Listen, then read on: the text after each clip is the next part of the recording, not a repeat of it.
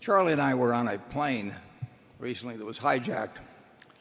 With what? It was hijacked. I'm telling about our experience on that hijacked plane when the hijackers picked us out as the two dirty capitalists that they really had to execute. But they were a little abashed about it. They didn't really have anything against us. So they said that each of us would be given one request before they shot us. And they turned to Charlie and they said, "What would you like as your request?" Charlie said, "I would like to give once more my speech on the virtues of Costco with illustrations." And the hijacker said, "Well, that sounds pretty reasonable to me." And he turned to me and said, "And what would you like, Mr. Buffett?" And I said, "Shoot me first."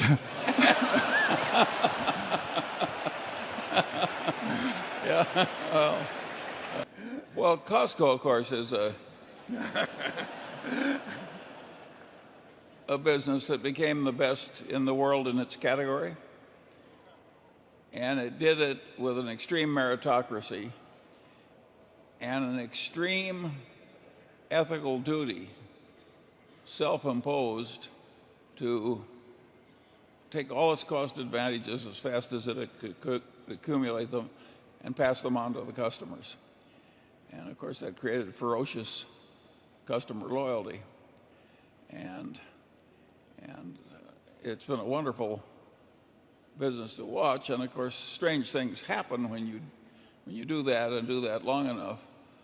Costco has one store in Korea that will do over 400 million in sales this year. These are figures that can't exist in retailing, but of course they do.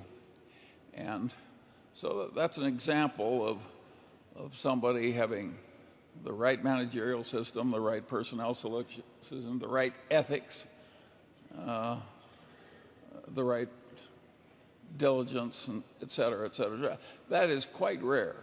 And if once or twice in a lifetime you're associated with such a business, you're a very lucky person. And the more normal business is a business like, say, General Motors, which became the most successful business of its kind in the world and wiped out its common shareholders, last year?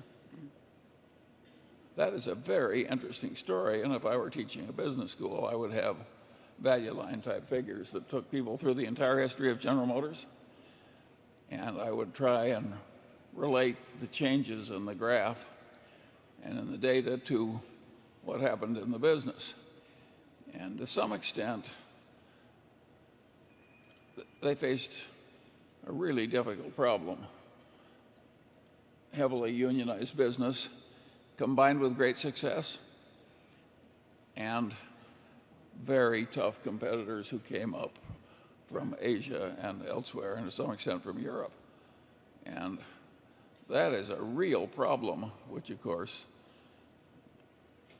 to prevent wealth from killing you, your success turning into a disadvantage, is a big problem in business. And so there are all these wonderful lessons in those graphs. And I don't know why people don't do it. The graphs don't even exist that I would use to teach. I can't imagine anybody being dumb enough not to have the kind of graphs I yearn for.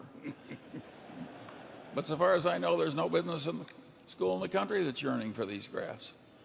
Partly the reason they don't want it is that if you taught a history of business this way, you'd be trampling on the territories of all the little professors and subdisciplines. You'd be stealing some of their best cases. And the bureaucracies, even academic bureaucracies, people protect their own turf. And of course, a lot of that happened in General Motors.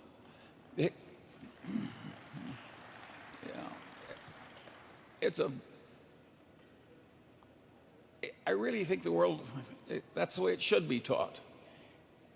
Harvard Business School once taught it much that way, and they stopped. And I'd like to make a case study as to why they stopped. I think I can successfully guess. It's that a course in history of business trampled on the territory of barons of other disciplines, like the baron of marketing, the baron of finance, the baron of whatever. And Listen, IBM is an interesting case. I mean, there's just one after another that are utterly fascinating. And I don't think they're properly taught at all because nobody wants to do the full sweep.